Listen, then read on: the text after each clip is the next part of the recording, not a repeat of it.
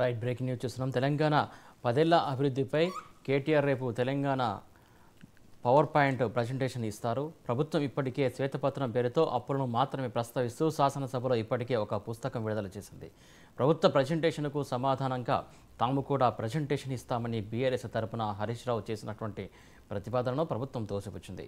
ఈ సందర్భంగా అప్పుల పత్రానికి ధీటుగా 10 ఏళ్లలో సృష్టించినటువంటి ఆస్తులను వివరిస్తూ బీఆర్ఎస్ ఒక పవర్ పాయింట్ ప్రజెంటేషన్ రూపొందించింది.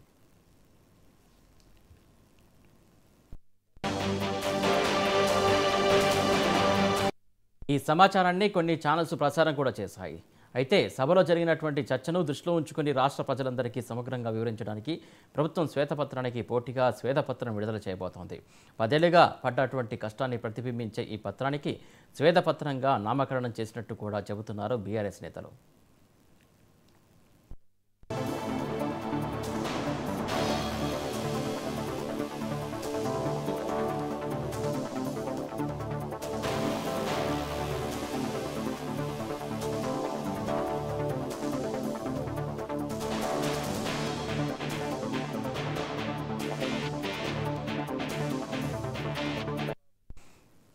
శాసనసభలో తమ వాణి వినిపించేందుకు తగినంత అవకాశం రాలేదని ప్రజలకు పూర్తి వాస్తవాలు తెలియాల్సి ఉందని భావిస్తున్నాం.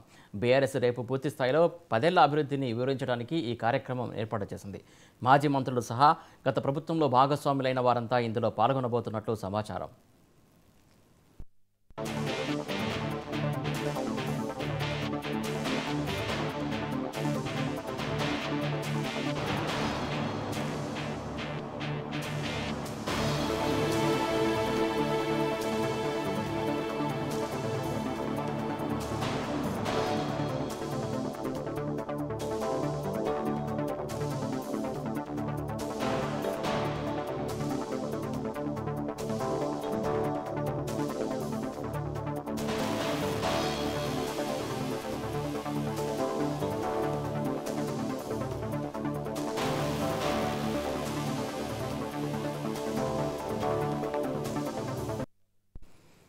తెలంగాణ 10 ఏళ్ల అభివృద్ధిపై కేటీఆర్ రేపు తెలంగాణలో పవర్ పాయింట్ ప్రజెంటేషన్ ఇస్తారు.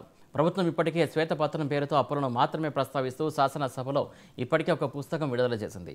ప్రభుత్వ ప్రజెంటేషన్కు సమాధానంగా తాము కూడా ప్రజెంటేషన్ ఇస్తామని బీఆర్ఎస్ తరపున హరీష్ రావు చేసినటువంటి ప్రతిపాదనను ప్రభుత్వం తోసిపుచ్చింది.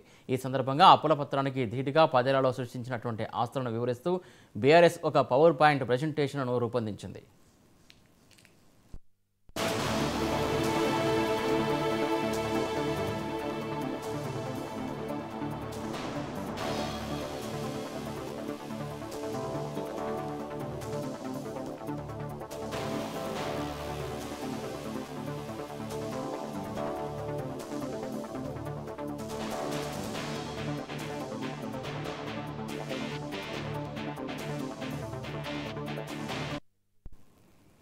ఈ సమాచారాన్ని కొన్ని ఛానల్స్ ప్రసారం కూడా చేశాయి. అయితే సభలో జరిగినటువంటి చర్చను దృష్టిలో ఉంచుకుని రాష్ట్ర ప్రజలందరికీ సమగ్రంగా వివరించడానికి ప్రభుత్వం శ్వేతపత్రానికి పోటీగా శ్వేతపత్రం విడుదల చేయబోతోంది. 10 ఏళ్లుగా పట్ట కష్టాన్ని ప్రతిబింబించే ఈ పత్రానికి శ్వేతపత్రంగా నామకరణం చేసినట్లు కూడా చెబుతున్నారు బీఆర్ఎస్ నేతలు.